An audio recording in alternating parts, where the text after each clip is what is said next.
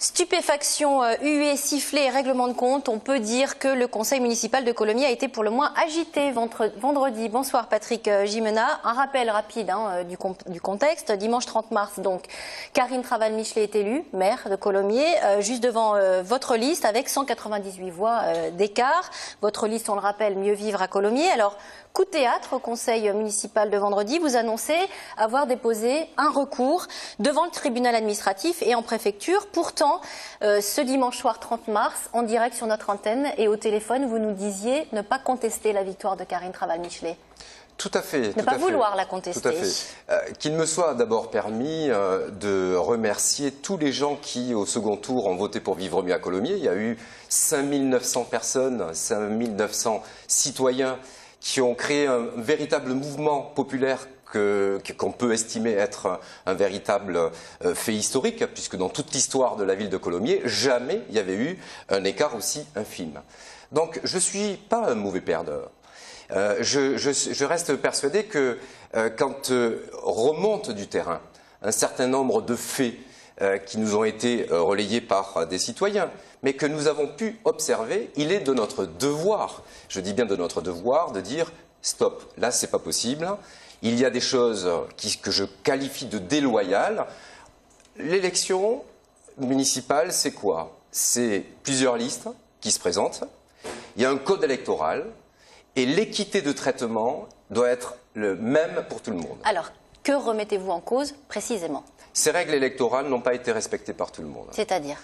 Alors, il y a plusieurs choses. On a travaillé un dossier, donc un mémoire qui a été déposé, comme vous l'avez dit, au tribunal. Dans ce dossier, on remonte notamment un faux et usage de faux d'un syndicat, un syndicat de la municipalité. Ce syndicat avait demandé à tous les candidats de répondre à des questions qui étaient tout à fait légitimes et tous les candidats de l'élection municipale ont répondu. Or, ça, c'était avant l'entre-deux tours. C'était avant le premier tour. Donc tout le monde a répondu à ces questions. Or, le 27 mars, un document de ce même syndicat est envoyé à tous les agents, est distribué à tous les agents de la mairie et même affiché sur tous les panneaux syndicaux des services municipaux de la ville de Colomiers. Donc en direction ça, c'était quand précisément? Le 27 mars. Donc le lundi après le premier tour. Il est clair que ce document est un faux puisqu'il n'a pas été validé par le secrétaire général de ce syndicat. Mais qu'est-ce qu'il y avait sur ce document? Ce document disait simplement que seule Karine Michelet-Traval avait répondu aux questions de ce même syndicat. Ça, c'est un élément, il en Mais existe vous d'autres. pensez que ça a pu influencer le vote des électeurs? Mais vous imaginez, 198 voix nous séparent de la liste adverse. Et ce document est distribué à 1200 agents. Voilà, donc c'est quand même, ça pèse sur le dossier. Deuxième élément, il est interdit de prendre en photo le registre des émargements. Vous savez que quand on va voter, on signe un registre, et ce registre démontre pour qui a envie d'aller le voir, quelles sont les personnes qui ont voté et quelles sont les personnes qui n'ont pas voté.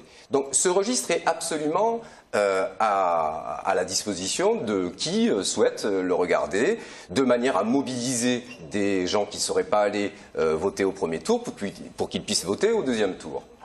Or, nous avons la preuve que la partie adverse a fait des photos de ce registre et ça c'est interdit. À quel moment? La loi électorale interdit de prendre des photos de ce registre. Entre les deux tours? Entre les deux tours et vraisemblablement en mairie entre le dimanche et le lundi. Le problème... Ce sont des faits qu'on vous a rapportés ou vous en avez la preuve? On en a la preuve. On en a la preuve. Et puis des problèmes sur les procurations où on a des signatures qui ne sont pas les mêmes.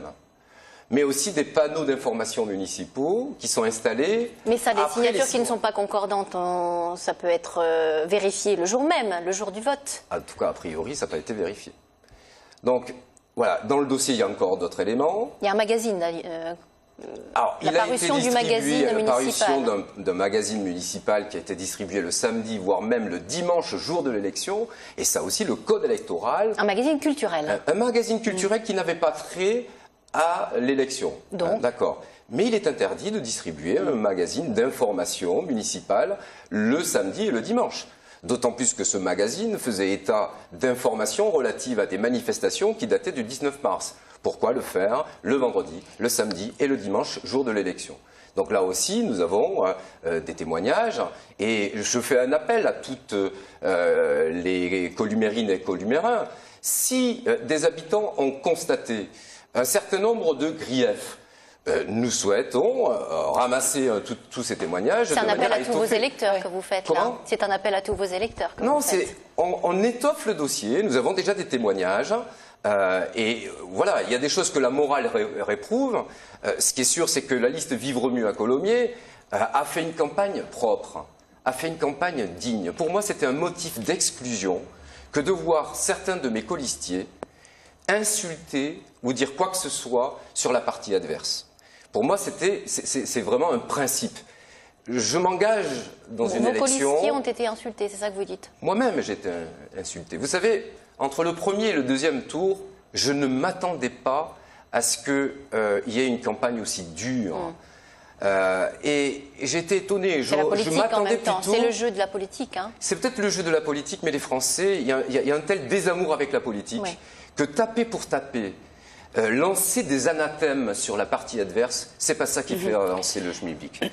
J'aurais préféré qu'on parle du projet, de différences d'appréciation sur des propositions concrètes. Il n'en a pas été le cas. J'ai été traité de raciste, j'ai été traité d'extrémiste de gauche, de droite. C'était un espèce de remake de Peur sur la ville. Patrick Gimena ? Un remake, un remake de Peur sur la ville où notre liste devait mettre à sang et à feu la ville de Colomiers, pas de compétences en gestion. Enfin voilà, voter Vivre mieux, c'était vrai. Alors la procédure d'étude du recours doit durer environ 2 mois. À l'arrivée, si on refaisait des élections, est-ce que vous les referiez, vous repartiriez avec la même liste ou vous changeriez? En tout cas, le concept sera le même. Vous seriez avec Europe Écologie Les Verts? Alors, comme je l'ai déjà dit, Vivre mieux, aller au-delà des partis politiques. Ce n'était pas une liste anti-parti, c'était aller au-delà des partis politiques. Et donc, c'était pour rompre avec l'hégémonie d'un parti politique qui, dans une municipalité, peut faire la pluie et le beau temps. Donc, vous repartez avec la même? Ah ben ça sera le même concept. Après, je vais voir avec mes colistiers si, après avoir vécu ce qu'ils viennent de vivre, ils ont envie de... Mais on n'en est pas là. Effectivement, on n'en est pas là. Il y a 2 mois de recours. Hein, le tribunal devra donner donc sa décision d'ici 2 mois. Et ensuite, après, la partie adverse pourra faire aussi un recours. Donc, si élection il y a, c'est pas pour